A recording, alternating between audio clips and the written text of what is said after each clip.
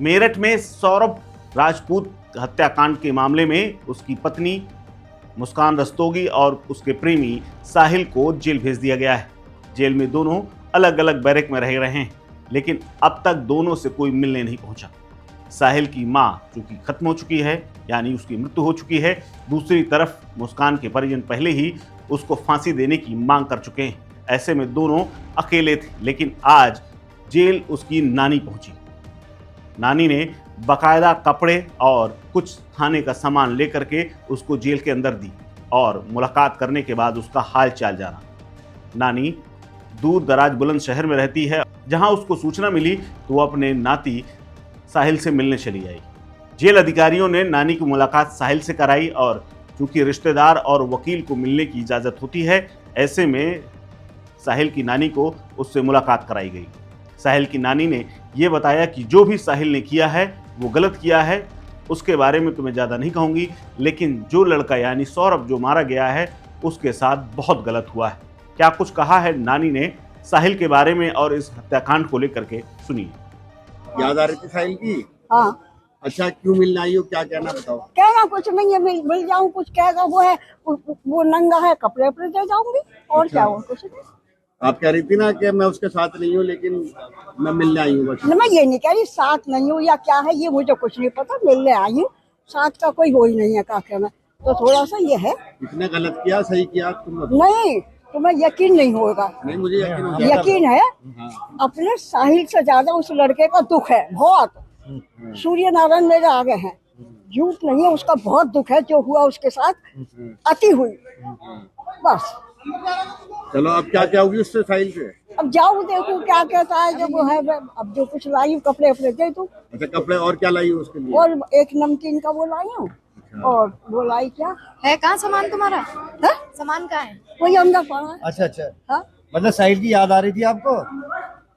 अरे मिलना तो था ही कितने दिन। हाँ, और सुनो सुनो, ये हटा लो। ऐसा है कि पहले कि हम गांव में, हमारा ककोर बिलेंसर के पास में ही नलसार है। अच्छा। पहले खेती के ऊपर किसी के ऊपर झगड़ा हो जाता ना, ये नहीं होते थे, 10-5 जने जाते थे उसमें थाने में या किसी में, वही बात सवाल हो जाते थे। अब तो ये है कि हमारी गली में कोई कुत्ता है उससे भी पूछी जाएगी, हमारी गली में कोई सुअर है उससे भी पूछी जाएगी, अच्छा, ये बताओ। हमारी गली में भैंस वो है, सबसे बताना क्या हो गया। ये ठीक है, उसने करा है, थाने में बात होनी चाहिए। ये देखकर तो ऐसा लगा क्या है, अति, हर चीज की अति हो रखी, हर चीज की। अच्छा, तो बताओ दामाद क्यों नहीं आया? है दामाद तो वैसे भी नहीं आते थे, महीने 2 महीने में एक दिन को आते थे, नोएडा रहते तो हैं। उन्होंने पूछा नहीं दामाद ने? कैसे नहीं पूछा है, उससे भी मीडिया वालों ने बात कर ली। उनने कही मुझसे एक बार पूछना, 1000 बार वो आ गया, वो आ गया, वो आ गया। अच्छा, वो आएगा नहीं? आएंगे। है, देखो बात हुई थी आपकी? है? बात हुई थी आपकी? मेरे से नहीं होती। तो वो केस वेस लड़ेंगे इसका साहिल का? कुछ पता नहीं, अभी देखो किसी के दिल की मैं वैसी कह दूं। ठीक। हाँ, नानी, जो साहिल ने किया वो सही किया? अरे मैं कह रही, मुझे अब तुम्हें यकीन नहीं आ रहा, इतनी बात मैं कह रही हूँ तो उससे ज्यादा लड़के का दुख है, कुछ नहीं करा। ये 2 नशे हो गए, नहीं 2 नशे हो गए। एक तो नशा खूब कर रखा था, एक आदमी को औरत का, औरत का आदमी को नशा, ये सबसे बड़ा हो गया। साहिल और उसकी नानी की मुलाकात के बारे में जेल अधीक्षक ने भी कहा कि साहिल और मुस्कान जो कि नशे के आदी थे, अब वो धीरे धीरे सामान्य जीवन जी रहे हैं। चूंकि परिजनों को मिलने की इजाज़त होती है, ऐसे में नानी ने एप्लीकेशन दी थी कि वो साहिल से मिलना चाहती है, इसीलिए नानी को एक रिश्तेदार की हैसियत से साहिल से मिलवाया गया है। क्या कुछ कहा है जेल अधीक्षक ने, सुनिए।